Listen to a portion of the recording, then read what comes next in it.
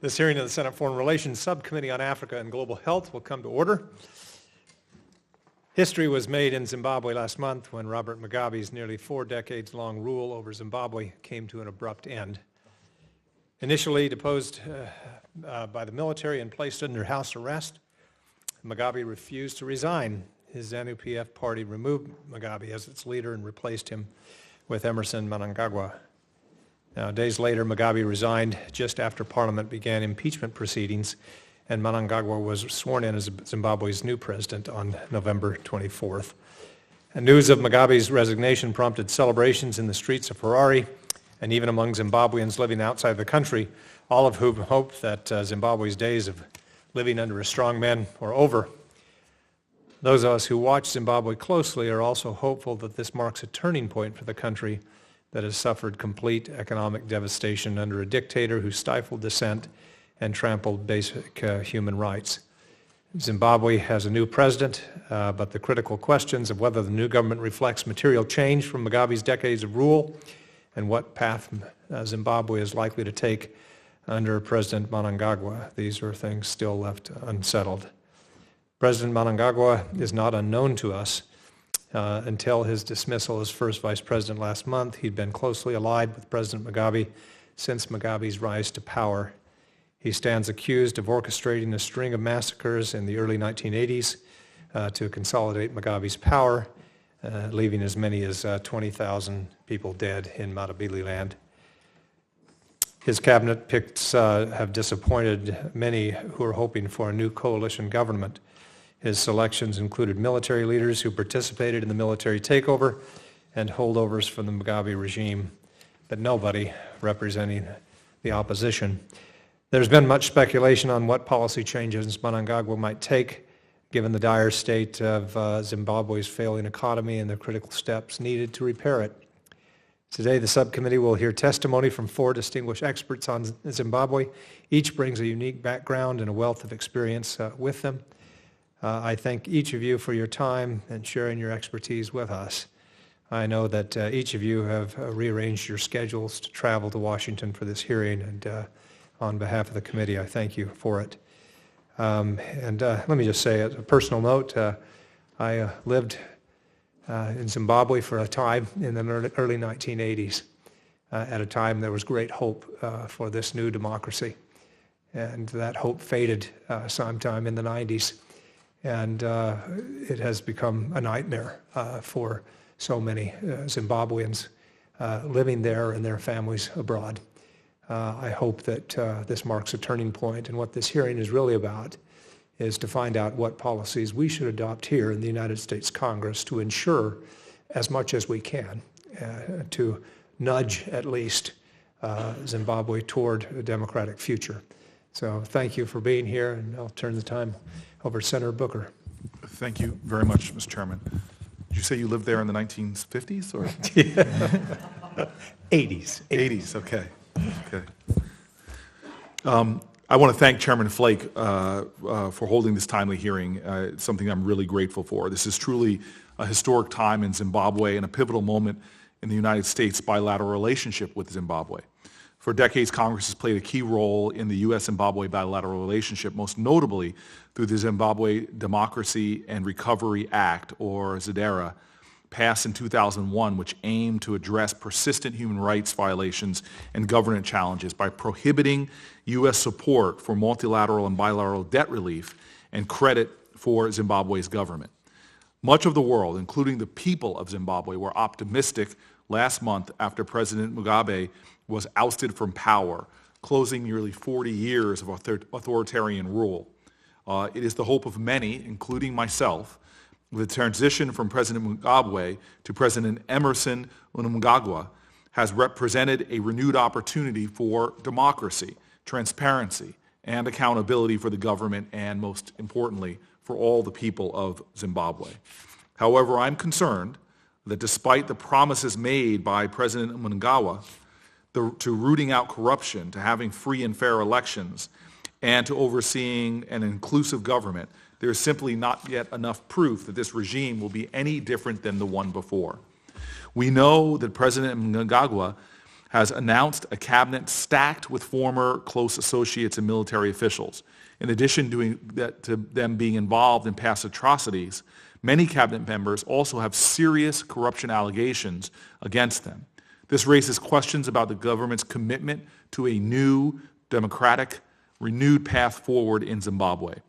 And although President Mnangagwa promised an inclusive and representative democracy for all Zimbabweans, the opposition remains left out of the government, seeing an ominous sign about the prospect for real change for the country. The new government of Zimbabwe and the international community must address the yet unanswered calls for justice and accountability for the victims of past horrific atrocities reportedly committed by members of the now new government, perpetrators of the brutal cleansing of political opposition in Matabeleland region in the 1980s, in which 20,000 people were killed, still have not been held accountable after all of these years. Thousands of Zimbabweans still live with the physical and psychological wounds of this violence. As we examine the future of Zimbabwe, one benchmark on the horizon is this August's elections. Free, fair, and credible elections that are transparent, free from intimidation, and in which the opposition is allowed to organize, campaign, and safely run their candidates must be the signal the U.S. and the international community needs to lift some of the barriers to bilateral and mutual aid. This benchmark may in fact determine whether Zimbabwe is ready to capitalize on this historic moment. I thank our witnesses for being here, and again, as Chairman Flake said, you all have crisscrossed the globe, changed travel plans to be here to provide your very thoughtful, insightful testimony. I am grateful for you. Thank you. Thank you, Senator Booker. Senator Coons, would you like to say something? Senator Coons and I traveled to Zimbabwe almost 2 years ago. Thank you, Chairman Flake, Ranking Member Booker. I will never forget our memorable afternoon tea with former President Mugabe. And I think many have waited and wondered when the day would come when Zimbabwe would have new leadership. As the Chair and Ranking have framed, I think, very well, the question now is, what will the new government of Zimbabwe do? Will they take the steps needed in order to earn the trust of the world community? Can we find ways to support movement towards real democracy in a truly open society or not? I'm very eager to hear from our panel of two panels of witnesses today. Thank you, Mr. Chairman, for a chance to participate in the hearing. Thank you. We'll now turn to our witnesses. First panel, we'll hear from Acting Principal Deputy Assistant Secretary of State Stephanie Sullivan of the State Department's Bureau of African Affairs. She'll provide the administration's evaluation of recent events and the path forward to our bilateral relations with Zimbabwe. The second panel, we'll hear from Peter Godwin, Tendai Biti, Adiwa Mavinkar, and we know that Peter Godwin, obviously an award-winning journalist, best-selling author, has written a series of memoirs about his native Zimbabwe, where he was born and raised. I've particularly enjoyed those memoirs. Tendai Biti, obviously former finance minister for Zimbabwe, current opposition leader, and Diwa Mavinkar, an activist with the Human Rights Watch. With that, recognize Ms. Sullivan. Chairman Flake, Ranking Member Booker, and distinguished members of the committee, thank you for the invitation to testify today on Zimbabwe. The historic turn of events featuring Robert Mugabe's resignation offers an extraordinary opportunity for Zimbabwe to set itself on a new path. Today, I provide this testimony to discuss our bilateral relationship, the events leading to the transition, and the U.S. position on future engagement. Looking back over the past 2 decades, the U.S. relationship with the Zimbabwean government has been tense. The government's repeated violations of its citizens' rights, its catastrophic economic mismanagement, and widespread corruption were obstacles, making it difficult to engage effectively to address Zimbabwe's challenges. Deeply flawed elections in 2008 and 2013 further entrenched political divides in the country, diverting attention from much-needed reform. Nevertheless, the United States has maintained a strong relationship with the Zimbabwean people. Since Zimbabwe's independence in 1980, we have provided significant development assistance in the areas of health, food security, education, and economic opportunity for citizens. Today, our assistance builds resilience by helping millions of Zimbabwe's people battle HIV/AIDS, tuberculosis, malaria, food insecurity, malnutrition, landmines, and human trafficking. Additionally, civil society programs bolster civic participation to advance democracy, human rights, and governance. These programs are critical in enabling Zimbabweans to hold their government accountable. None of our foreign assistance involves direct funding to the government of Zimbabwe. Over the last 2 years, the competing factions within the ruling party, the Zimbabwe African National Union Patriotic Front, ZANU-PF, engaged in a bitter and public power struggle aimed at determining President Mugabe's successor. Grace Mugabe's rise in power unsettled others in the party who derived their legitimacy from their ties to Zimbabwe's independence struggle. These dynamics led to then Vice President Emmerson Mnangagwa's dismissal on November 6th. Military actions, purportedly in defense of President Mugabe, the party, and war veterans followed.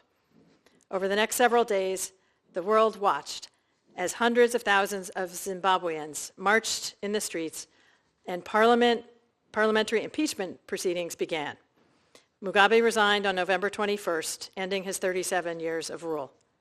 The rapid turn of events appears to have unified the people of Zimbabwe around a sense of hope and possibility for the future. The change in government also offers an opportunity for reform that could allow the United States to re-engage in ways we have not recently been able to do. In support of the people, we will expect to see genuine economic and political reform, including free and fair elections in 2018, in accordance with Zimbabwe's constitution. U.S. engagement with newly inaugurated President Mnangagwa and his administration must be based on demonstrated behavior, not merely rhetorical intentions. President Mnangagwa has a window of opportunity to demonstrate his commitment to a democratic, just, healthy, and prosperous Zimbabwe.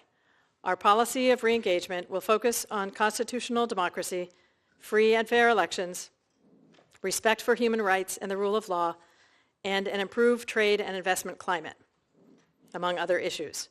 The country has a strong civil society and an experienced political opposition whose voices must count in charting a path forward. The military needs to return to its barracks, and state institutions should be demilitarized. Perpetrators of abuses against civilians should be held accountable regardless of party affiliation.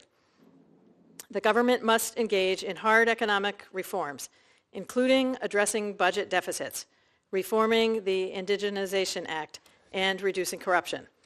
We will want to see improved protection of fundamental freedoms, a freer media, and a truth and reconciliation process. The people of Zimbabwe deserve these reforms and many more.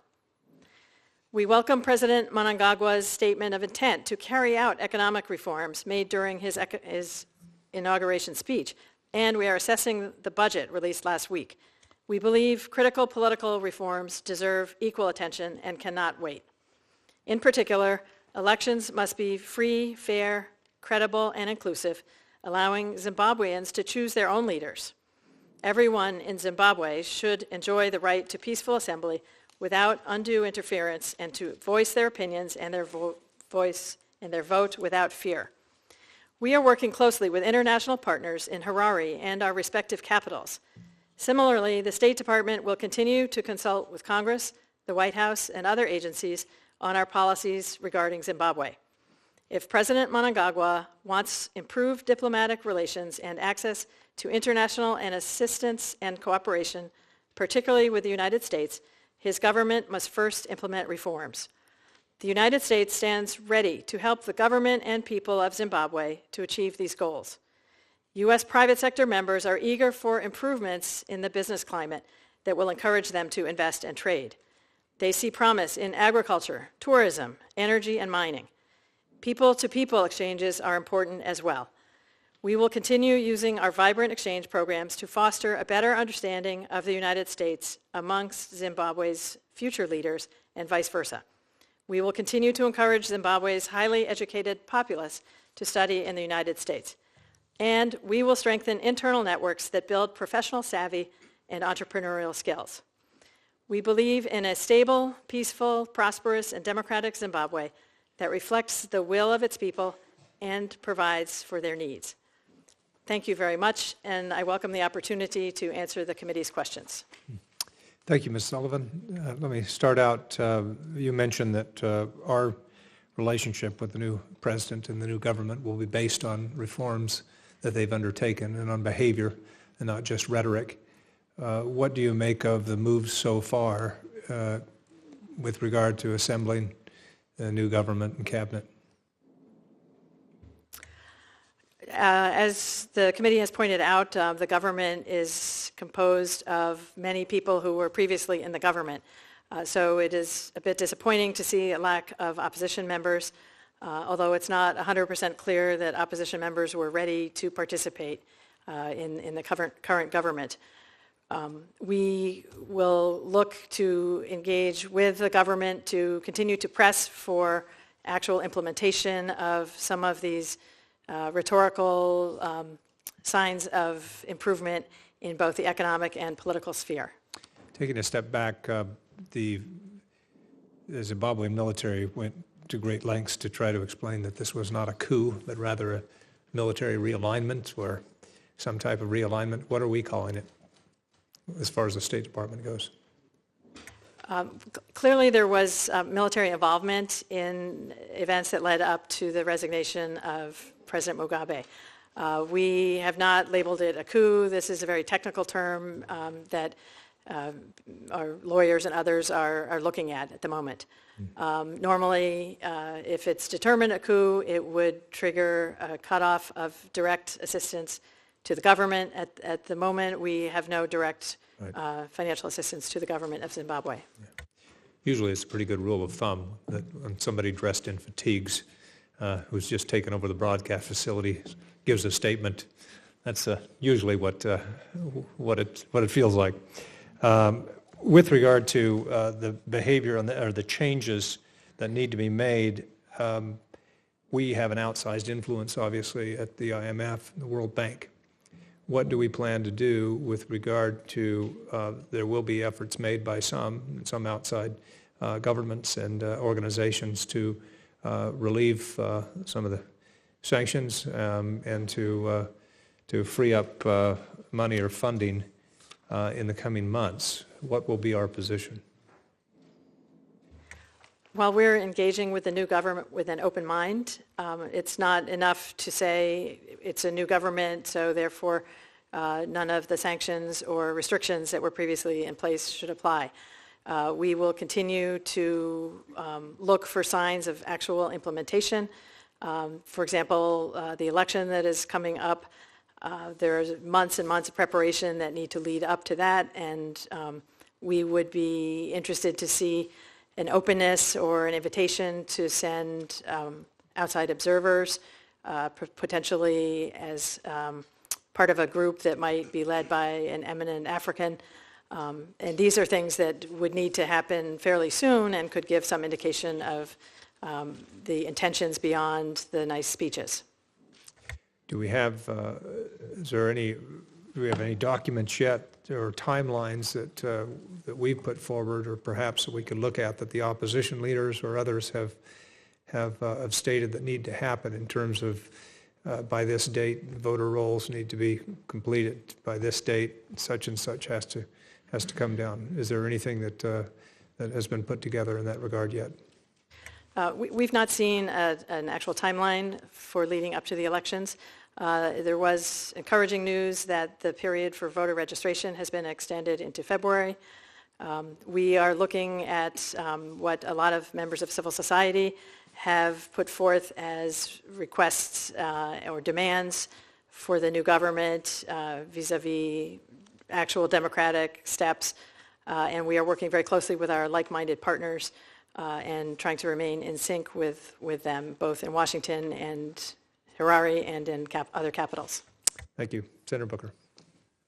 I'm going to allow Senator Coons to go first. Thank you, Senator Booker. Thank you, Chairman Flake. And thank you, Ambassador Sullivan. It is great to have an opportunity to talk with you and to the next panel about the transition underway in Zimbabwe and what the future might hold. As Senator Flake referenced, we met with former President Mugabe in February 2016, and like many, I was very pleased to see him go after 37 brutal years. But I think it's critical that the people of Zimbabwe not see one dictator replaced by another. And so I, for one, am reluctant to see us take any steps to lighten or relieve sanctions or other international restrictions on loans or partnership until we see, as you suggested in your testimony, concrete steps by the administration of Emerson Mnangagwa and any successors. So walk me through three things, if you would. What are the key milestones for us to watch for to get a sense of Emerson Mnangagwa's capacity and willingness to enter significant reforms? Thank you, Senator. As far as governance goes and respect for human rights, we would like to see immediate implementation of freedom of expression that has been lacking for decades in Zimbabwe, freedom of assembly. We are looking also for a free and responsible media, including social media, the preparations for the elections, as I mentioned, anti-corruption. I believe they've given a 90-day window for people to return ill-gotten gains as an amnesty. Will that happen? Will corruption be pursued in an impartial way, in an apolitical way? How will things progress in terms of rule of law and due process? Those are on the governance side. On the economic side, the country is crumbling under crushing debt.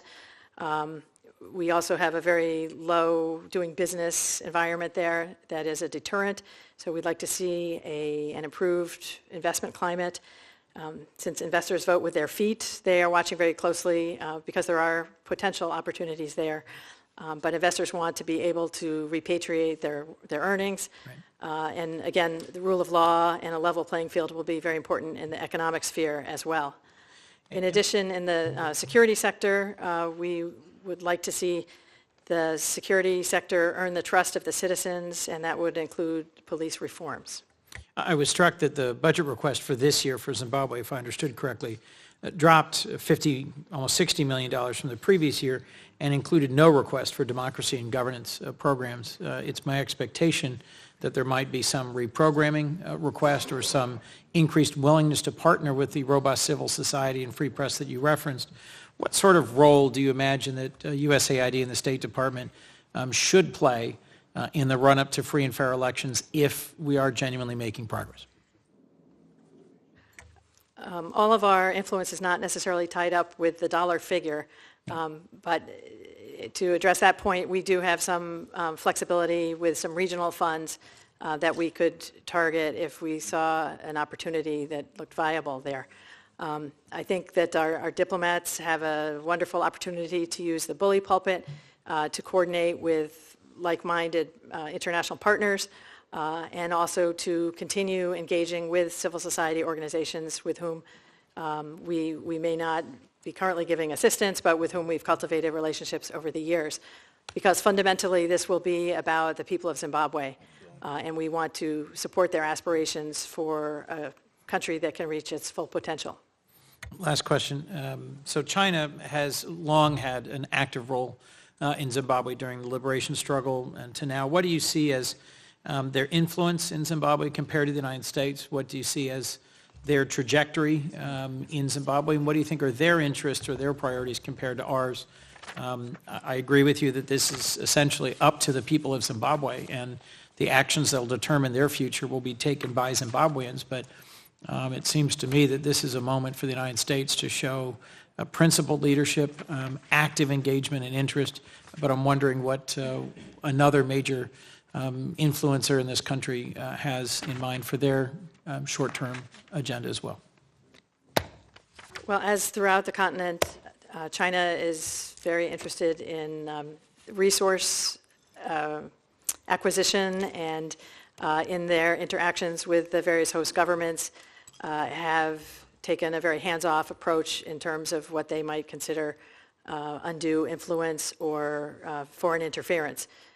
So we don't expect there will be any change in terms of China's approach, but I think we have a window for the U.S. to engage in a way we haven't been able to engage that will involve U.S. businesses, which of course are private, and we can't compel them to engage the way others perhaps have an opportunity with the state-owned enterprises to engage.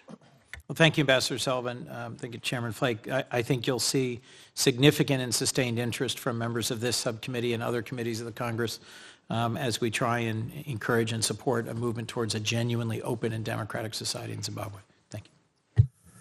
Thank you, Senator Coons. Senator Udall. Thank you, Chairman Flake, and thank you for holding this important hearing. We really appreciate you being here. On November 17, 2017, the Department of Interior published its determination that Zimbabwe was sufficiently stable to allow for the legal importation of elephant trophies into the United States. This announcement was based on ratification of a new conservation plan in Zimbabwe in 2016 in the opinion that trophy hunting adds to the overall conservation of the species. The announcement, however, coincided with the coup of former President Robert Mugabe and a transfer of power to his vice president, underscoring the great instability in the region. Because of these events, the president tweeted that he would put the policy on hold, which I appreciate very much.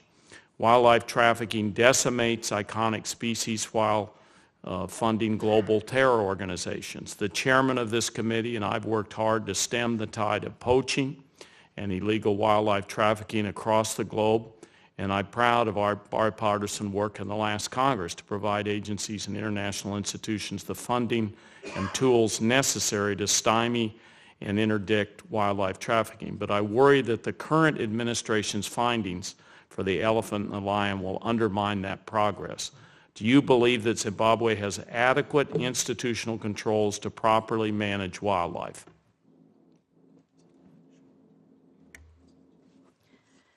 That decision is currently being reviewed at the Fish and Wildlife Service in the Department of Interior. As far as the stability or not at the moment, we are taking very much a wait-and-see approach, but we're not sitting on our hands, staying home. We're engaging actively with members of the new government, with civil society, with other influential actors on the ground. So I think the answer to that would be it's too early to say what the level of stability is. And do you believe that in this period of upheaval, the government can regulate hunting of iconic species, including lions and elephants, in a manner that will prevent illegal wildlife trafficking? While there has been upheaval, there also seems to be a great deal of continuity if you look at the cabinet that is currently in place. So at this point, again, I would say that we're going in with our eyes wide open, and this remains an area that we look at in terms of U.S. policy and also what it might mean to the Zimbabwean ecotourism industry, and they're looking for diversification of the economy. They have an opportunity to increase the 50,000 or so American tourists who go there, and so we're just going to have to wait and see regarding their ability to manage, and this might be part of security sector reforms that we could potentially look at. Yeah, thank you for that answer. Media reports indicate that Zimbabwe's Electoral Commission chairperson, Justice Rita Makaro, resigned abruptly on Friday without any rationale. The press is speculating that she was pressured to resign, and opposition leader Morgan Tsvangirai said that Makaro's resignation had opened a can of worms. What do you know about her successor and whether the change in leadership of the commission will make credible elections next year more or less likely? Senator, I'd like to take that question back and respond for the record. That would be good. Thank you very much. Thanks, Mr. Chairman. Thank you. Senator Booker. Thank you so much. So I'm just trying to understand the administration's position given things that are going on right now. You've talked about a lot of reforms that we're looking and waiting for, reforms on this coming election and how important that is, a desire potentially to send election observers. You talked about reforms in government, talked about reforms in the mining industry. Can you just tell me a little bit more about how you think we have, what leverage you think we have to ensure that we can see, let's start with free and fair elections, to see that those elections happen? Is there any ways that you think we have to further leverage that, or something that Congress could be doing? I'll take the latter part of that question first, if I may. We certainly welcome engagement of Congress and travel to the region, letters, engagements, and we will continue to work with you on the way forward. As far as the leverage, I think we see in place a new government that is eager to have a sense of legitimacy that the predecessor government lacked, despite the fact that it's a lot of the same people. Again, it offers an opportunity that we would like to try to work with and induce in a positive direction. The country is having a severe economic crisis, and that is another point of leverage, that without the reforms, there will not be good things happening on the economic front. And then finally, we are very tightly lashed up with our like-minded counterparts in country and having ongoing discussions with them about the preparations for the election. So can I interrupt you there? Sure. There have been reports that the British government may consider extending a bridge loan to Zimbabwe in order to clear unpaid arrears and open up funding from the IMF and World Bank. Has the British government given you an indication that they plan to do this? We don't have any direct knowledge of that. We've seen some similar reporting. Acting Assistant Secretary Don Yamamoto was just in London this week. I'm positive that Zimbabwe came up in the conversations. As far as I know, that specific angle did not come up, and we remain in a very united approach to this. Okay, great. The accountability for atrocities, which is, I think, something that is, and I'm sure you agree, is of profound importance. Tens of thousands have been killed in numerous, unfortunately, raids and operations and massacres. Church groups have documented an alarming record of government-sponsored atrocities before the 2008 elections. We see the State Department said in 2000 that Mnangagwa was widely feared and despised throughout the country. That's the State Department's words, and could be an even more repressive leader than Mugabe. And so I understand that you're sort of having a wait and see if we can have inducements. But clearly, when it comes to accountability for atrocities, if there seems to be so much compelling evidence that this is someone that participated in this, how do you level that with our policies towards this new administration? Well, one of the things we'll be looking for is for the people and government of Zimbabwe to organize some sort of a truth and reconciliation process so that they can work through these traumas of the past. As far as President Mnangagwa, he remains under U.S. sanctions. And again, this is the government that is in front of us right now, and we're going to try to work to engage positively. He, in his inauguration speech, really wanted people to look forward and forget about the past. We're not going to forget about the past. We're going to keep that in mind as we deal with him and other members of the government. But again, not just appeal to their better natures, but try to help the government and the people of Zimbabwe move forward beyond this very, very dismal past track record of human rights. And just, be candid with me if you can, to expect a government led by someone who participated and was responsible for horrific violations, horrific human rights atrocities, to expect there to be a real truth and reconciliation coming from a government led by someone who has a record that from our own State Department seems to be so horrific. Should we really be expecting there to be a real truth and reconciliation process? Well, we certainly don't believe this will be a spontaneous course of action without a great deal of pressure and discussion. And it's not just the United States, it's also, as I mentioned earlier, the like-minded partners and a very active civil society. There were so many people out in the streets celebrating the prospect of a new Zimbabwe.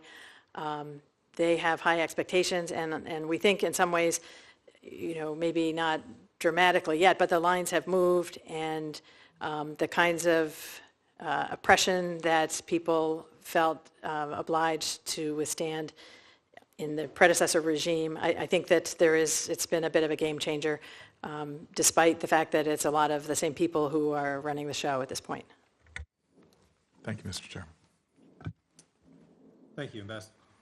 Thank you, Ambassador Sullivan, for your testimony. We'll now turn to our other panel and give them a few minutes. So we'll recess for just 2 minutes while the new panel comes. Appreciate the answers you've given today.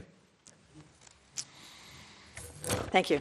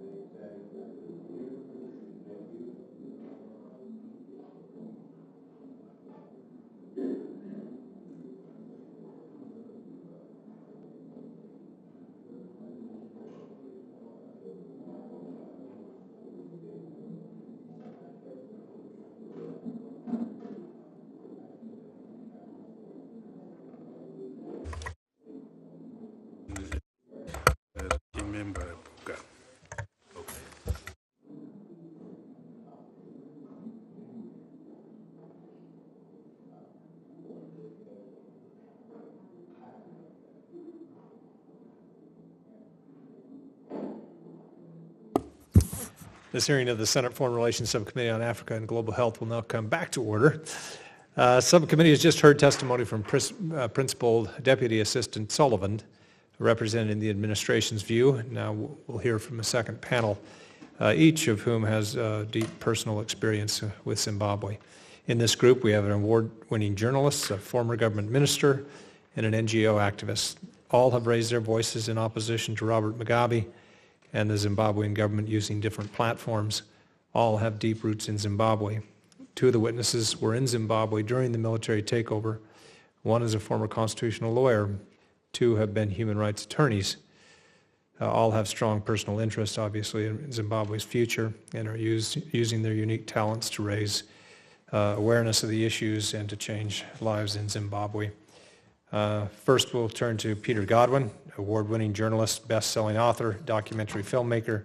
He's written extensively about his own experiences growing up in Zimbabwe and of human rights abuses committed under Mugabe's leadership with the support of the new President Emerson Mnangagwa. Tendai Biti is currently a key opposition leader in Zimbabwe. He served as Zimbabwe's Minister of Finance from 2009 to 2013 as part of the Government of National Unity. He was the Secretary General of the Movement for Democratic Change and is now President of the People's Democratic Party. As a former finance minister, Mr. Biti is uniquely poised to address economic and corruption issues in Zimbabwe. Last but not least, Diwa Mavinkar is the Southern African Director of the Africa Division of Human Rights Watch. In 2012, he co-founded the Zimbabwe Democracy Institute, a public policy research think tank in Harare. Mr. Mavinkar was also in Zimbabwe during the military takeover, updating a wide audience via Twitter on the events there. With that, we'll recognize Mr. Godwin. Chairman Flake, Ranking Member, for inviting us and for being interested in Zimbabwe in a world where I'm sure you have many other things to distract you right now. Just before dawn on November the 14th, General S.B. Moyo of the Zimbabwe National Army went onto state television to announce that Robert Mugabe was under house arrest. Mugabe's 37-year reign, he was Zimbabwe's only leader since independence in 1980, was over. Zimbabweans soon poured out onto the streets to celebrate. Mugabe had been unseated by an internal faction fighting within his ruling ZANU-PF party. It wasn't primarily ideological or even ethnic. It was essentially a family feud on steroids, and it pitted old against young. His wife Grace, who made a bid to succeed him, is 41 years his junior, too young to have fought in the Liberation War, hitherto a sine qua non for leadership of most Southern African liberation parties. Her attempt to create a dynastic succession, a la Evita Peron, Imelda Marcos, or Madame Mao, proved premature. Over his 37 years in power, Mugabe had hollowed out ZANU-PF, reducing it to a personality cult by getting rid of anyone who challenged his authority. But Grace overreached when she persuaded her increasingly enfeebled husband to fire his vice president Emmerson Mnangagwa, her main rival. This was too much for the military leadership, who had close ties to Mnangagwa as he'd held defense and intelligence portfolios for much of his ministerial career. I think you can expect Mnangagwa to be strongly in hock to the military, who after all elevated him to the presidency. In the end, this was a continuity coup to protect the power of the party's old guard. General Moyo, who announced the coup, is the new foreign minister, the country's official interlocutor with the world. Air Marshal Terence Shiri is promoted to the cabinet too. He was the officer commanding 5th Brigade at the time of the Matabeleland massacres in the early 1980s. And it's speculated that General Constantino Chiwenga, head of the Zimbabwe National Army and architect of the coup, may be named vice president. Even if not, he will continue to be the power behind the throne, the kingmaker. The veterans of the Liberation War for Independence are once again ascendant too. Their leader, Chris Mutsvangwa, has been named as special advisor to the new president. And what are we to make of the new president? You should expect Mnangagwa to entice his own people and the world with the reformist stance. He will try to rebrand the party, presenting it as ZANU-PF 2.0, ZANU-PF light, non-ideological, technocratic, managerial, open for business, safe once more for foreign investors. He has already mentioned a partial return of land to some white commercial farmers. He has embraced the rhetoric of anti-corruption, offering a 3-month amnesty window to return ill-gotten gains. But these promises don't stand up to scrutiny. What, for example, of his own corruption and that of many of the new cabinet, 8 of the 22 on the US sanctions list, joined by bonds of massively corrupt self-enrichment and repressive political violence? For them to put distance between who they now purport to be and their nearly 4-decade record in office is preposterous. And for Zimbabweans, as well as the international community, to believe this is to fall for ZANU-PF, for a ZANU-PF confidence trick, a survival bait and switch. ZANU-PF has long been a vampiric entity, sucking the blood from the nation. Mnangagwa is 75 years old. He's most unlikely to undergo a benign metamorphosis. He has been at the very center of ZANU-PF's repressive security web until recently Mugabe's trusted consigliere. He headed the feared Central Intelligence Organization, the CIO, at the time of the Matabeleland massacre, during which upwards of 20,000 civilians were killed. And he rolled out the terrible reprisal campaign during the post-2008 election violence, when thousands of opposition supporters were badly tortured and more than 200 killed. All of these and more besides were carried out by this same political party, kleptocratic, violent, repressive. What are the alternatives for Zimbabweans in the 2018 elections? You have before you today a senior member of the main opposition party, the MDC, so I will defer to him to summarize his own party's current status. However, opposition fragmentation is enormously beneficial to ZANU-PF, allowing it a real possibility of winning at the polls, even if opposition parties attract more votes overall. For the opposition, it is therefore imperative to unify or at least broker electoral pacts. It's also crucial that the elections are free and fair and perceived as such by the electorate. ZANU-PF has a long precedent of election. This is to be avoided in monitoring will be essential. It is quite inadequate for observers to parachute into Zimbabwe shortly before the poll. There must be a persistent presence on the ground long before that, as registration procedures need to be scrutinized. In conclusion, if we reward Mnangagwa's same as it ever was, ZANU-PF, for its internal coup, for example, by prematurely dropping individual sanctions, we would help cement the culture of impunity that already infects Zimbabwe, where the perpetrators never face the consequence of their actions and where real freedom and reform remain elusive. Thank you. Thank you, Mr. Godwin. Mr. Biddy.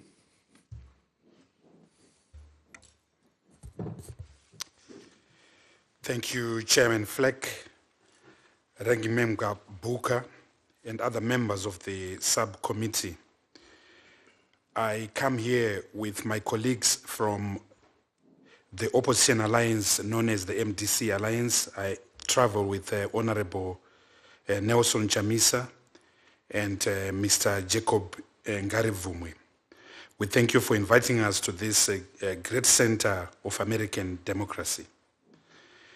The 14th of November 2017 began a series of major life-changing events in Zimbabwe that will forever redefine the political and constitutional landscape of our country. On that day, military tanks invaded the streets of the capital, Harare, and in the early hours of the 15th, the military captured Zimbabwe's broadcasting houses and made it clear implicitly that the executive was no longer in control. On 18th November, hundreds of thousands of Zimbabweans marched alongside military personnel in the streets of Harare and Bulawayo and demanded the resignation of President Mugabe. On 21 November, in the middle of impeachment proceedings in Parliament, President Mugabe quietly, if not inelegantly, announced his resignation. With President Mugabe's departure, Zimbabwe now faces an uncertain future, but one which presents real opportunities for reconstructing, rebuilding, and refabricating a new Zimbabwean story and a new Zimbabwean society.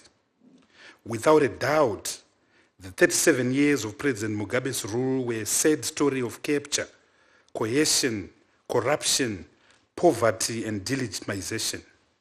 Zimbabweans lived in fear under a system that paid no respect to their rights and a system that saw continuous impoverishment and suffering, loss of livelihoods amongst ordinary citizens.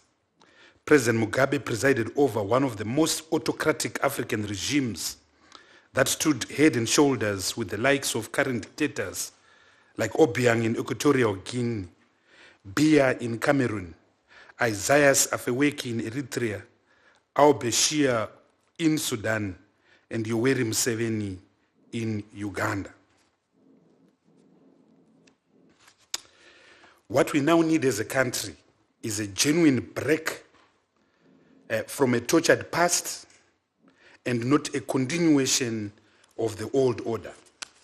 The new Zimbabwe, which the majority of people that marched on the 18th of November 2017 crave for, has to be founded on the values and principles of constitutionalism, the rule of law, a just and prosperous society. And in the new Zimbabwe, every citizen must be free to pursue life, liberty, and happiness. And we contend, Mr. Chairman, that our country is in the middle of a transition from a very unhappy regime of 37 years of the torture and pain that I've described above. But like any transition, it can be a captured transition.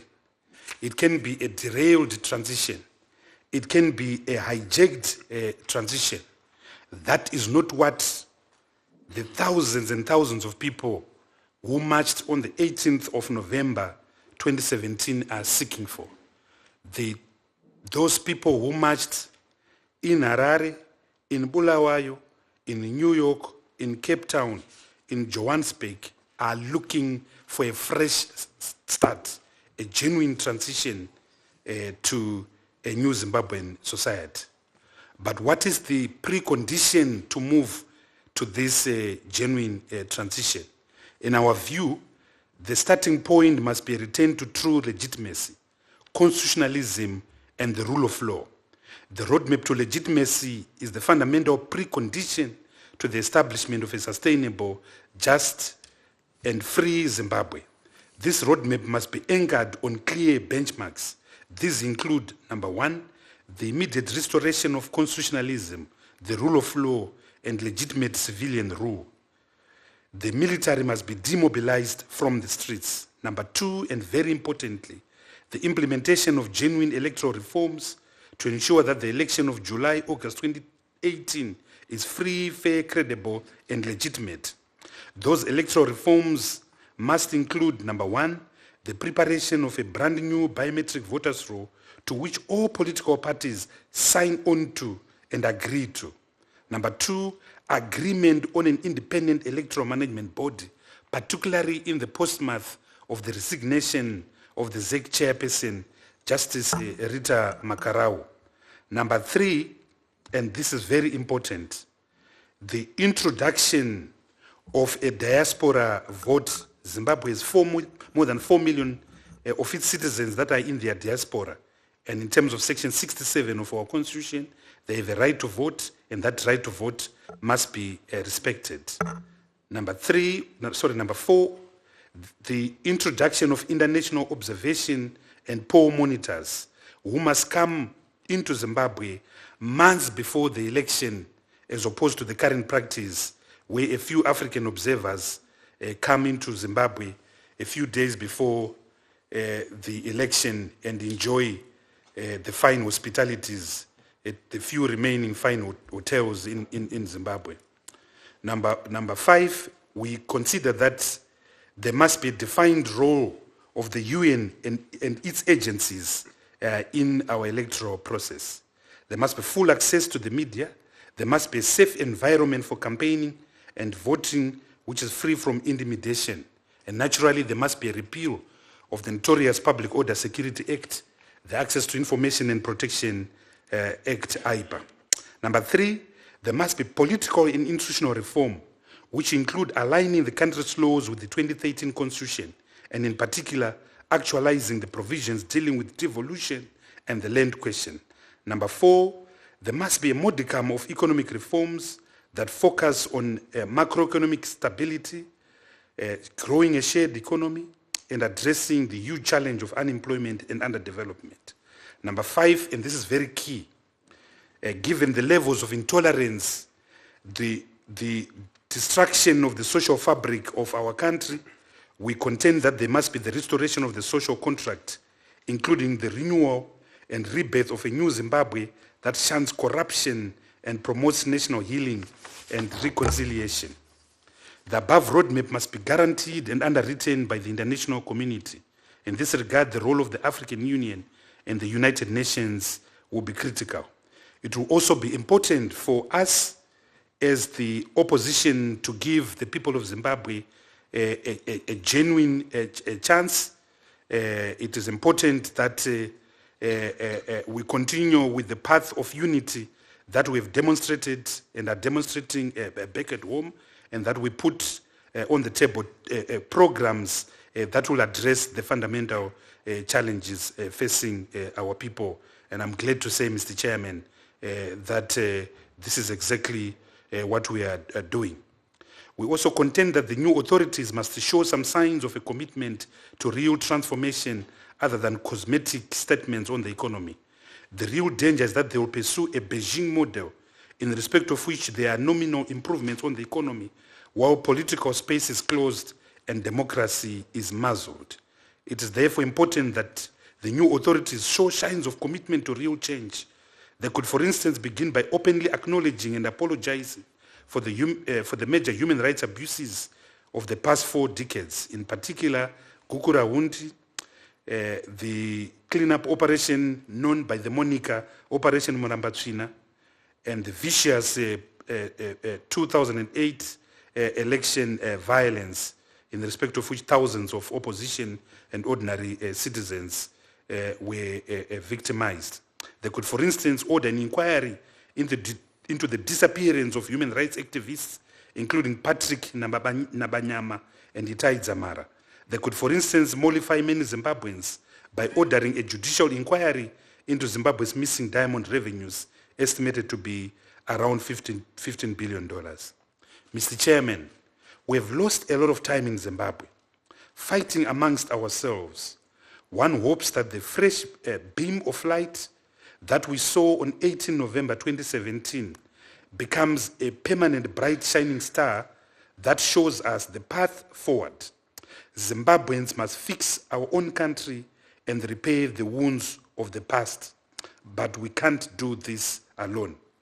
As Zimbabwe begins this quest for transformation, it shall need the support of the international community, including the United States and Congress in particular, at this critical stage.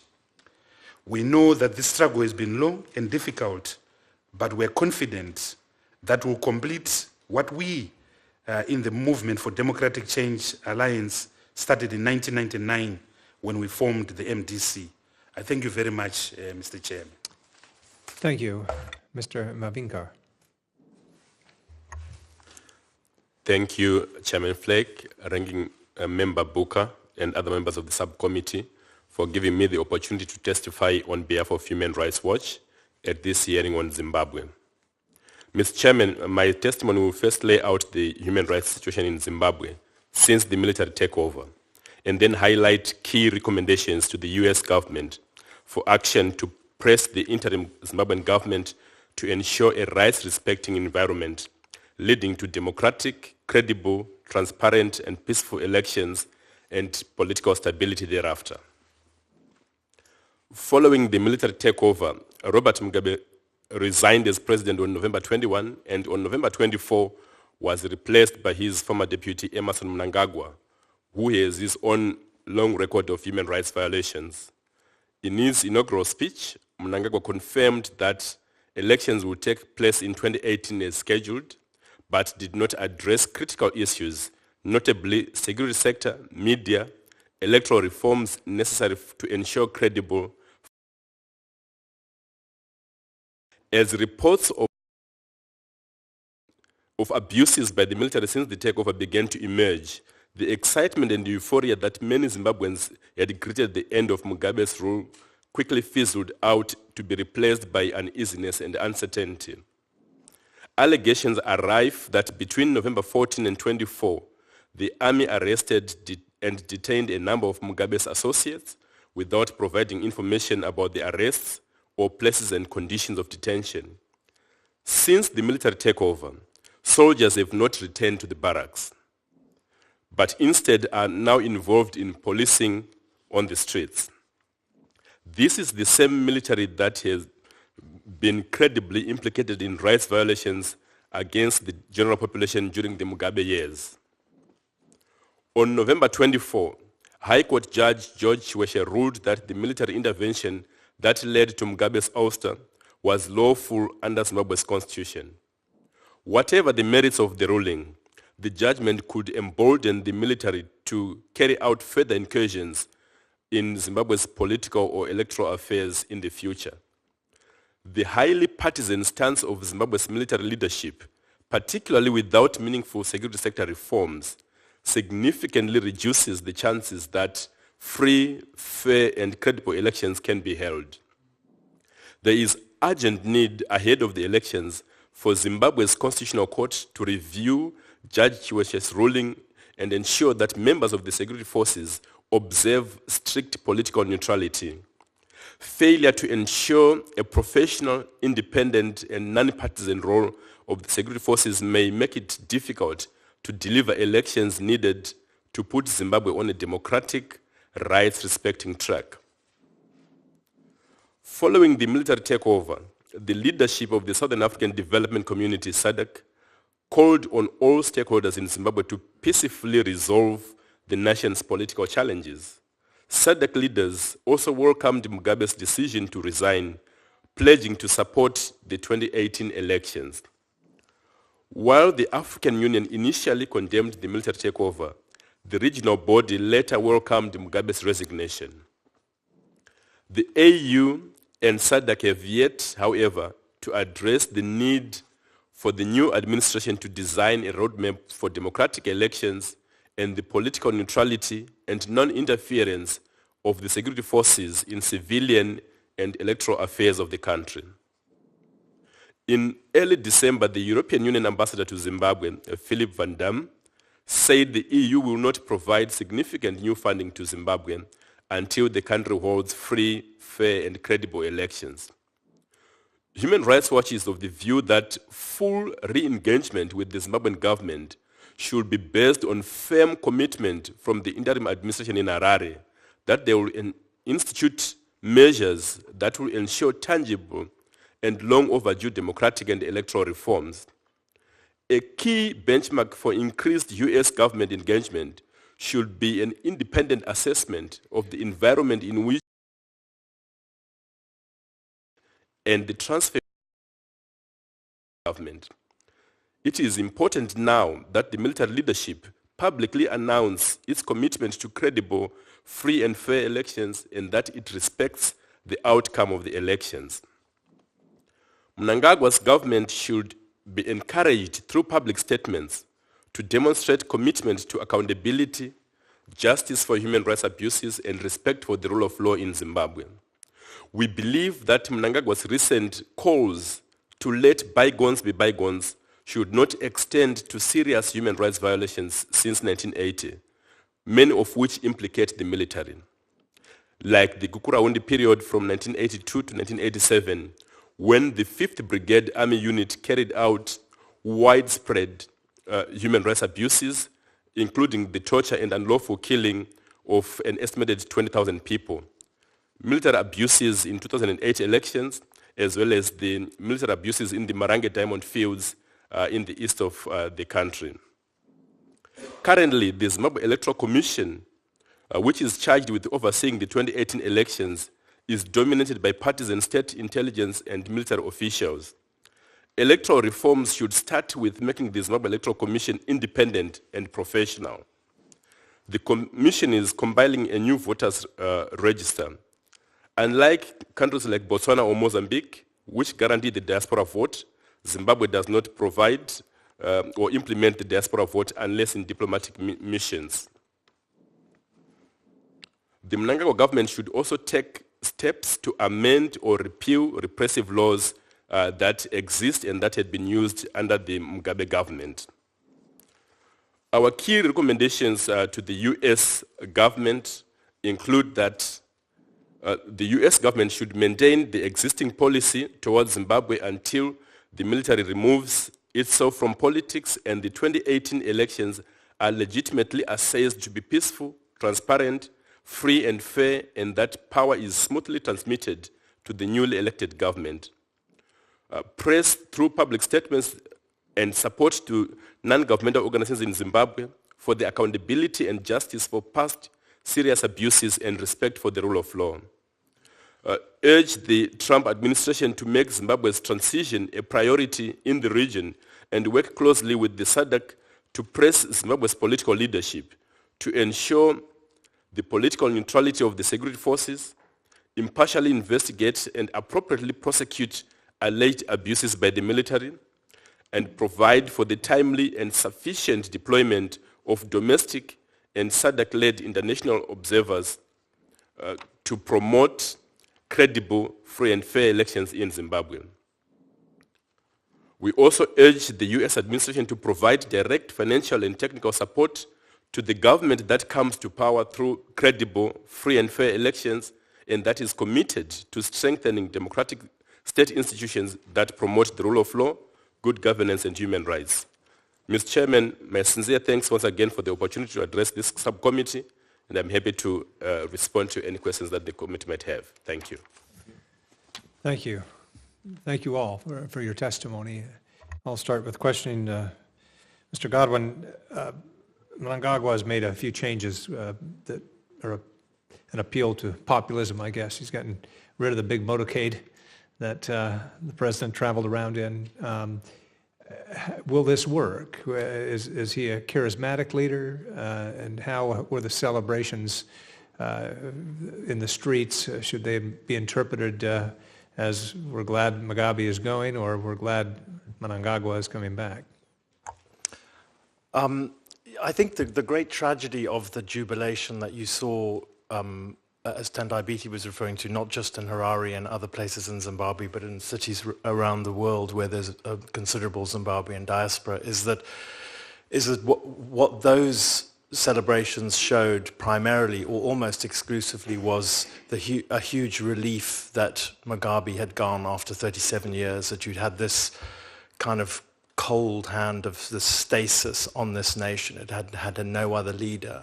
I felt like it was almost coming out of some kind of Stockholm syndrome, where you'd been chained to the radiator in the basement, and everybody came out into the light blinking and were enormously relieved. And I felt bad at the time for being curmudgeonly and saying this is going to be misinterpreted as a vote of confidence in Mnangagwa. People were jumping on the tanks and saying this is great. And the iconography of it all, outsiders could be forgiven for interpreting it as though it had been a people's revolution, and it wasn't. I mean, the people were bystanders, we were spectators.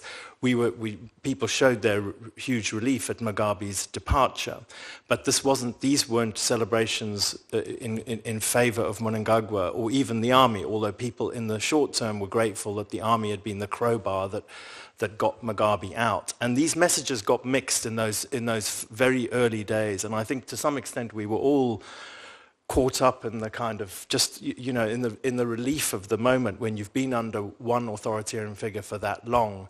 And it is my enormous regret now that we didn't hold back, and for the regional institutions in particular, for the AU and for SADC and for South Africa and for the international community to withhold any kind of recognition and whatever till some of the things we've all been talking about were achieved, because that was our moment of greatest leverage. Now, we in many respects, and I mean, I cop to being pessimistic here, it's my view that we've gone back to the status quo ante. Now, it's possible that Mnangagwa, who for if I'm not mistaken, for at least 2 occasions was unable to win his own constituency, was not a charismatic leader, was a backroom person, kept a very low profile. But we're already seeing him wrap himself in the regalia of the personality cult. We were just looking earlier at the new fabric that's being produced with his image on it, and giving himself doctorates and one thing another. And you see people rushing to where power is. So I don't think we can hope that he'll be, that somehow in his lack of charisma originally, that there'll be some room for maneuver there. I doubt it. My problem with all of this is that if you look at the history of Southern Africa, in every single country in Southern Africa that has fought an anti-colonial liberation war, where that liberation party then comes into power, not one single one of those parties have ever lost power. So you've still got Frelimo in Mozambique, the MPLA in Angola, SWAPO in Namibia, ANC in South Africa, and ZANU-PF in Zimbabwe. And having been in the liberation war has such a strong validation for a political party that it's extremely difficult for them to be eased aside in a general democratic way, a bit like Castro in Cuba or something. This is that opposition parties find it very difficult to get that same validity. So I mean, I think that you'll see very quickly that Mnangagwa will secure his position both as a head of ZANU-PF and as a president of the country. Thank you. Mr. Beattie, Zimbabwe's economic recovery will require resolving about a $10 billion debt. When should the international community restart debt relief discussions and the lending process? What are the benchmarks? When should this happen? Yeah, thank you, Mr. Chairman. I think that on one of the issues that the country needs to address is self-evidently the issue of a collapsed economy, an economy in respect of which 95% of our people are not employed, an economy in respect of which since 2012 we have been on a downward spiral, an economy in respect of which our current account is totally skewered, our capital account is totally skewered, and there's no livelihoods for people. People are suffering. So the economy needs to be addressed as a matter of urgency. But it's quite clear that one of the major stumbling blocks around the economy is the issue, number one, of domestic debt. We have a crippling domestic debt and a budget deficit that is in fact over 15% of total expenditure. They propose to reduce that to a mere 4%, but this is going to be a challenge. There's no question that we have to walk the talk as a country. There's no question that the key benchmark here, the key precondition is how we conduct the 2018 election. The 2018 election is going to be a major test on whether or not we can move away from the past 37 years of corruption, capture and coercion into a new order, into a new Zimbabwe. So a lot will depend on the next election. If we are able to deliver as a country a free, fair, legitimate election in respect of which everyone accepts the results thereof and the provisions of the Constitution spelled out in Section 2 of our Constitution, the founding values of the Constitution that deal with power transfer are respected, and there is genuine power transfer in Zimbabwe, then quite clearly there is an obligation on the international community to assist us in resolving particularly the debt question where we have to engage the World Bank, the IMF, the African Development Bank, and the Paris Club of lenders. Right. Thank you. Senator Booker. So I just have to say that I'm not, the testimony that you all prepared and the testimony that you all gave does not make me that optimistic about the 2018 elections.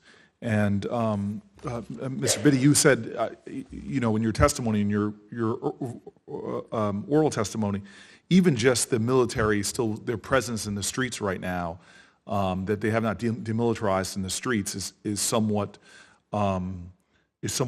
concerning to me. The massive amounts of corruption that I've read about and that you all have written about and spoken about, the perversion of the mining industry that's going on right now, the self-dealing, the protectionism of a government that may have changed its principal figure, but really has not changed the players, many of them who are under United States sanction already.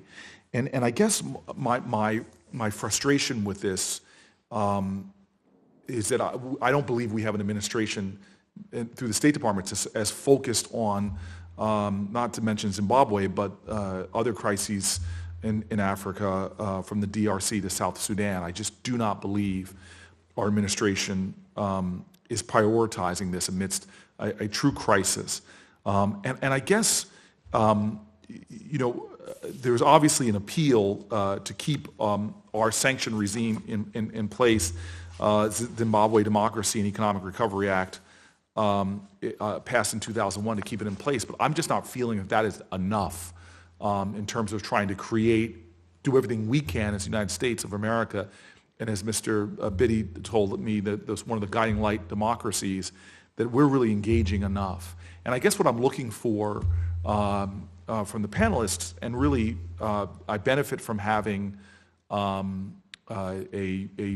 ranking member, a chairman of this committee who is very engaged, very focused. I guess what I'm hoping is that you might inform us on additional actions we could be taking to help bring about the long list of reforms. Mr. Biddy, you laid out the Congressional Research Service, which we had laid out. I mean, everybody's laying out what needs to happen and the kind of reforms, economic reforms, military reforms, constitutional reforms, election reforms. I mean, I'm seeing what the pathway is and the benchmarks, but I'm not going to leave here today feeling that confident that this is something that we're going to be able to achieve given the what's going on. Now, you all have been incredibly generous to come to the United States, to come here, changing some significant plans to come here. But I wonder if you could be more directive to a junior senator in the United States of America, that if you were where we were, what would you be pushing the State Department to do? What would you be using our position to really change what I just don't have confidence that 2018 is going to bring about the kind of reforms. I do not have confidence that the very people that committed atrocities are going to somehow create a process by which there can be accountability for those atrocities. And I worry about the people of Zimbabwe right now who are suffering an economy that is in very bad shape, unemployment rates that are extraordinarily high. There were a lot of folks this is a humanitarian crisis going on. And really it's a crisis stimulated by a governance crisis, because Zimbabwe is a country of great wealth, great competitive advantage, great opportunities. And the block towards the kind of reforms that can have Zimbabwe thriving, a nation that used to be one of the region's breadbaskets. I mean, there's so much greatness in Zimbabwe, but I really see that the obstacle is governance. So I guess this is just a plea to the panelists. Maybe you can go one at a time, and my time will be expired. But to give me some direction, to give this committee of committed, bipartisan folks, the people you saw in from Senator Young, obviously Senator Flake, Senator Coons, feel a passionate love of Zimbabwe and a concern for the people. I would love it, maybe we just go one at a time, to give me some direction over this next year to maybe ramp up American influence to bring about a more robust democratic institutions. And maybe we can start with Mavinga. Thank you so much. For us at Human Rights Watch, the key really is to acknowledge that what we have now is not the normal, is not something that should be accepted in the sense of having the military on the streets, and therefore the U.S. administration could strongly push the Southern African Development Community and the African Union and other players to insist on a roadmap for democratic elections, and to then say, as my colleagues have said, that a key benchmark really to review relations is an independent assessment of the environment in which the 2018 elections are held. And this includes domestic and international observers to elections having full access to the country, to all parts of the country, without interference. And this would also include ensuring that watching closely the replacement of the chairperson of the Zimbabwe Electoral Commission, who has just resigned. That person who replaces is someone who is known to be independent, impartial, non-partisan, and with the capacity to deliver a democratic election. So a strong focus on a democratic election ahead of re-engagement would be key moving forward. Thank you. Thank you. And I just want to say, I didn't mean my criticism when I said the State Department. We had a wonderful witness, Ms. Sullivan, who was here before, dedicated people in the State Department who've been focused on this issue. I really mean administrative prioritization in terms of reflected in their budget, reflected in many of the vacancies that we're seeing around Africa. I'm sorry, Mr. Biddy, I just want to make sure that my comments weren't misinterpreted to the extraordinary public servant we had in the first panel. Mr. Biddy. And at some point, Mr. Biddy, in your response, could you say my name again? Because the way you say Buka, it just makes me, it's just really, I can't get over how wonderful that is. I need to record that. That's what I'm calling him for today. Yeah, please. Well, look, I think your conclusions might lead to the position that of pessimism. But we as Zimbabweans are hopeful that we will go to destination New Zimbabwe. Zimbabwe is not the first country that is difficult that the international community has had to deal with and is dealing with. You've got hopeless places like Somalia, like South Sudan, Eritrea, the Democratic Republic of Congo. But when you look at Zimbabwe, there are certain drivers of change. We are in a genuine transition that is not just restricted from or limited to the fact that President Mugabe is no more. There are certain drivers of change that make genuine transformation inevitable, whether it's next year or it's 5 years from now. There are genuine drivers of change. Number one is the economy. People are suffering, people are excluded, people are delegitimized. It can't go on as is the status quo right now.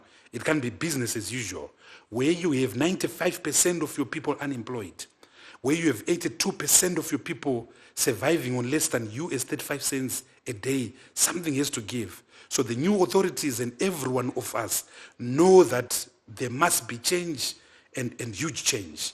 The military intervention in November has created huge demand, huge expectations, and the honeymoon period has been very short. People want delivery, people want action. So everyone in Zimbabwe, the civic society, the churches, the opposition, and the new authorities, they all understand that we have to deliver something on the table for suffering Zimbabwe. That's a driver of change. Number two is the youth. 69% of our people are below the age of 35. We are producing about 500,000 graduates every year, but we can't give them jobs. By 2045, our population would have doubled in Zimbabwe. The economy is not growing sufficiently to absorb the population bulge. So that on its own is a driver of change. You have an opposition that is reorganizing, that is coming us together. You have seen us here as a team. That's an important driver of change. So I've absolutely no doubt in my mind that there will be some change. The people that came out in the streets of Zimbabwe, including in places like New York here, like South Africa, Joburg and Cape Town, they were sending a message that they were ready for change, they are demanding change, and the majority of people who were in those marches were millennials, young people who want genuine transformation in their country. So the United States Congress must continue to do what it has done very well in the past. Number one, interface with our people. The United States remains the biggest donor, the biggest supplier of overseas development assistance in Zimbabwe. You are very active in our health sector, for instance. You used to call it humanitarian plus. That support must continue because it's interfacing with our people. The support to the democratic processes, which you have been known for so many years, must continue. Engagement with our government on these key issues that we are discussing is very key. I think everyone must know that there's a reward for good behavior. There's a reward for constitutionalism. There's a reward for international engagement. So right now is a great opportunity for interfacing, for saying to Zimbabwe, you have a great opportunity. Don't miss this opportunity. Notwithstanding that it might appear so gloomy, it might appear so desperately pessimistic, the bottom line is that we've got an opportunity and we don't intend to squander this opportunity. Thank you, Ms. Kitty, and thank you for your just courage in general as part of the opposition. Mr. Scott, will you take me home, please, sir? I completely understand your frustration, and we share it too. This has gone on for an awful long time. We've lost a whole generation to this situation. And sometimes I think we are stuck in this sterile binary, and Zimbabweans are a very hopeful people, and we're easy to peddle hope too, and we have low expectations and they're often dashed. I do think, I mean, sometimes one is tempted to indulge in a period of blue sky thinking, to say we've had these sanctions, these individualized sanctions in place for however long, and they've made no effect whatsoever. And in fact, what they've done, to some extent, critics will say, is provided ZANU-PF with a very convenient excuse for every time the economy is bad, they say, oh, it's sanctions, it's not us, blame America, blame the EU, whatever. And it shields them from the consequences of their own mismanagement. Bear in mind that Zimbabwe, as far as I understand it, is, if not one of the fastest shrinking economies in the history of peacetime failure of economies. I mean, you have to look far and wide to find a self-inflicted, failed state spiral that doesn't involve war, it's purely incompetence and corruption and patronage. On that subject, I mean, there are two other things, and I'm not necessarily recommending these, but if one's casting around for alternatives, because clearly what we've been doing hasn't been working. One of the things to do is to do what they did in Lancaster House, which is that you bring together a huge pot of money. You basically put all the things that you would, and it's not necessarily new money, but you bring the international community together, all the donors, all the bilateral aid, et cetera, and you hold this thing out and you coordinate it, and you say, if you do these certain things, if you meet these certain benchmarks, whatever, we will unlock this thing. And they look at this glittering pile of goodies and they think, my God, everybody gets excited about it, whatever, and you turn it around. At the same time, that's the carrot. You have a stick where you say, and if you don't, then we're going to ratchet things up. And you kind of just basically make it even starker in their alternatives. I think that, excuse me, the other thing, and I'm sort of almost even hesitant to even mention this, is that you flip the sanctions that you've got now, which is, I'm not sure technically if it would be called a sort of reverse sunset clause, where you say, I'll tell you what we'll do. You've got this new government, whatever, we'll give you the benefit of the doubt for 6 months, or say until the next elections. We're going to drop all the sanctions and whatever, but they'll automatically go back on if you don't meet these benchmarks, the benchmarks that we've all been talking about, the ones that there's pretty wide agreement on in civic society. And that way you take away the excuse of sanctions and whatever, you pull it back and you flip it. And that would be a way to prioritize the carrot over the stick and see if it mix it up and see if it works. I mean, I personally, my personal opinion is that I don't think it would, but sometimes that can be unlocked. My worry with Zimbabwe is that, in the way that it's changed, in the way this whole calculation has changed, is that Zimbabweans are, a very, very. They have a lot of initiative. They're able to make a plan when stuff isn't. They're enormously adaptable. And there's so many of the best Zimbabweans fleeing the country all the time in the diaspora. A lot of the leadership echelon, a lot of people who should be at home doing stuff are going away. And what they do, ironically, is they assist Zimbabwe in surviving because the country exists on their remittances. Zimbabwe is a huge remittance economy. It's like the Philippines or Pakistan or Egypt. And the more people who go out, the more that they actually send money back, and they kind of and they keep the government going.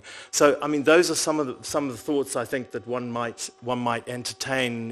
Even in Lancaster House, they did it in a big a peace conference. They pulled everybody together and said, what should we do? And that would be one way to look at it. Thank you very much, sir. Thank you, Mr. Chairman. Thank you.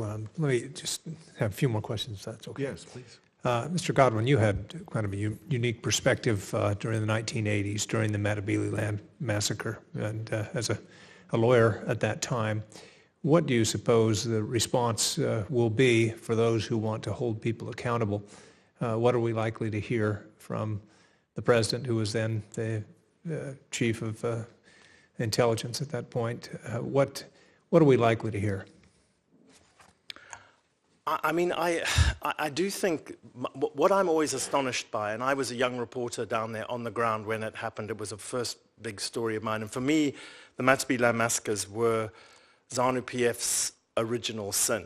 When I saw what that was and what it consisted of, it was something where I, along with so many people, had gone back to Zimbabwe after 1980, and this was going to be this big new progressive experiment, and I never recovered from it, and I don't think the country ever fully recovered from it. I think we lost our moral core, and we lost the whole sort of hopeful, thing that everybody had up until that point.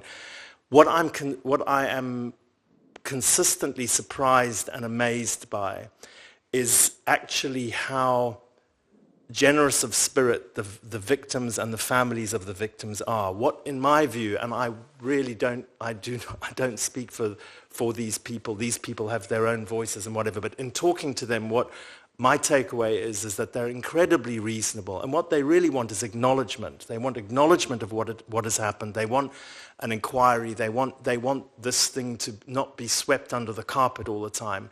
And for a government, for any government, it's actually a concession you can make that doesn't cost you that much.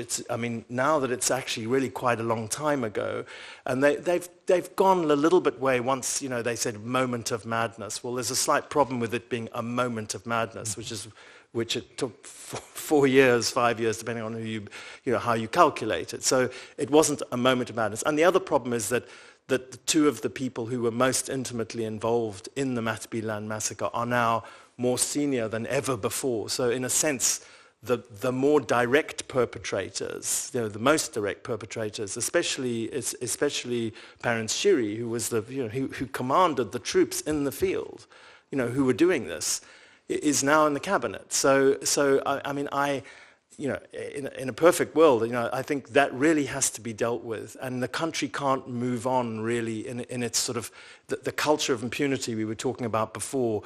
It really starts with the Matabele land massacre, and then it goes on through all these other things. ZANU-PF has been rewarded every time it's used violence for political ends. It's worked. If you just look at it on a cause and effect basis, it's worked for them, and they haven't had to pay a price for it. And if that goes on, it becomes completely irrational for them to stop. Why would they stop? It works every time. Thank you. Mr. Beattie, you talk about what was mentioned in your testimony and others that need the diaspora to be able to vote. And that's part of the Constitution right now. And there's about 4 million Zimbabweans living abroad, which would represent a sizable chunk if they were able to vote. How much resistance do you think you'll get from government to make good on constitutional protections there? Because it would, one would assume that a good chunk of those outside of the country might see things differently than the ruling party. Thank you, Mr. Chairman. The Constitution is very clear in Section 67 that every citizen has a right to participate in the political affairs of one's own country, and has got the right to make a political decision, including the right to vote. This provision in the Constitution we took from the South African Constitution, where there is a judgment, a judgment that says the diaspora is a right to vote. So we are insisting that we can't disenfranchise the millions of Zimbabweans that are in the diaspora. In the past, there's been a serious resistance by the government, by the authorities, against the enfranchising people in the diaspora. The major argument and the major understated premise has been that people in the diaspora are deemed to be opposition, but that's neither here nor there. We have to empower and enfranchise Zimbabweans abroad. There's also been excuses around the costs associated with this exercise. But if you look at the models used by other African countries, including South Africa, including Mozambique, for instance, to name 2 examples, voting centers are simply set up at embassies. So the citizen would have to travel. In the case of the United States of America, one travels to Washington, D.C., one could travel to New York. So logistics cannot be an excuse for denying the right of people to vote. But what is key in all the benchmarks we have spoken of, all the reforms we have spoken of, it's important that they are time-bound. It's important that they are time-lined. It's important that these reforms are smart so that they are meaningful and substantive. And it's important that that the United States engages, that there is incentive and reward for any effort towards a good behavior. But it's also important to speak out against transgressions and non-compliance. And I restate my point that we are at a critical juncture where important decisions can be made for our country. And indeed, it will be a very sad day if the excitement, the joy, the jubilation, the exhilaration that we saw on the 18th of November 2017 is a hijacked one, is a captured one, is a lost one.